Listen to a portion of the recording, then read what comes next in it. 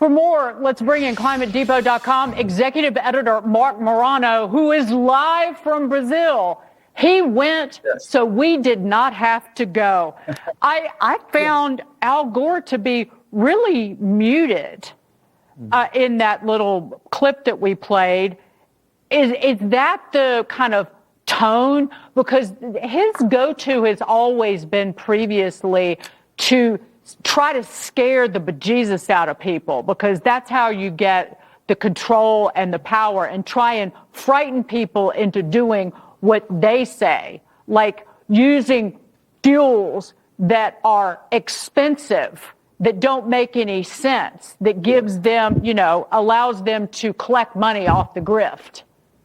Yeah, the only way you would do that is if you were afraid, and that's what they sell. Right. You're absolutely right. Gore is very muted. Look at what even the clip of Nancy Pelosi you just said. She said, you don't believe in science or something. This is the first time I've heard any Democrats on Capitol Hill push back at all about climate in the 11 months now that Donald Trump has been dismantling their agenda. I think they were under hostage videos today. They were forced to say something. Al Gore down here is not creating any kind of a stir. It wasn't even announced he was really coming. I think he's just phoning it in. And he spent much of his time not trying to scare people, but attacking Bill Gates. He said Bill Gates was afraid of Donald Trump, that Bill Gates was acting silly. This looks like it's going to be a Bill Gates versus Al Gore, similar to Elon Musk versus Mark Zuckerberg. I don't know what the odds would be in a fight like that, but I have never seen Al Gore turn on Bill Gates in the decades that he's been involved in this fight. That was shocking. And you showed the footage of this rainforest. Not only did they clear cut, hundreds of thousands of trees and tens of thousands of acres for a 4-lane highway, they brought in cruise ships as hotels, which are the largest carbon footprint. We're calling it Clear Cut 30. But the breaking news tonight is that the UN has banned the use of toilet paper at COP30. Yes, that's right. Toilet paper. It's now degenerating into crap 30 here because the toilets can't handle it. They had to go 6 hours, according to an Irish reporter I talked to. World leaders couldn't have any access to toilets. And now they have special bins to collect the, shall we say, used toilet paper. I've been to 23 of these summits. I've never seen it devolve like this. Over 100 nations didn't even bother to put their climate targets in before the summit. And now they can't even flush a toilet here. They are full of crap, and that's where it needs to stay. Yeah. We heard earlier Democrats referring to Gavin Newsom as a rock star, and I'm sure he flew down there on his private plane. Did you actually take this 4-lane highway? I know you didn't get there on a private plane, but did you drive on this 4-lane highway? We did a stand-up. We got right to the edge of construction, and then they sent out another crew. We sent another crew of our little team here, and we got out to the actual area where the highway, they're finishing it up. I mean, they're finishing a section up, but it's already in use.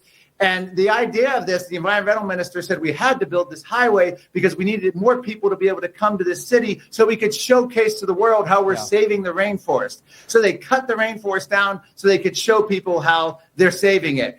It's the ultimate of hypocrisy. The royal family flew in a private jet. Keir Starmer flew in a private jet. As you mentioned, Gavin Newsom. They got the cruise ships. This is hypocrisy. The biggest news, though, is China is what greets all the delegates to this summit. They are front and center. Chinese flags, Xi Jinping books all over. He's got a big smile on his face in the book cover. Why? Because the UN is doing everything to empower China here at this summit. Well, that makes sense since the UN is also at the COP30 conference. They put out an initiative, which is I love this new way of framing or naming censorship. It's called a Declaration on Information Integrity on Climate Change. So censorship is now information integrity. It's essentially to shut down any speech that doesn't line up with what they're saying, right, about the environment. Absolutely. The UN Secretary General, and they had a big press release.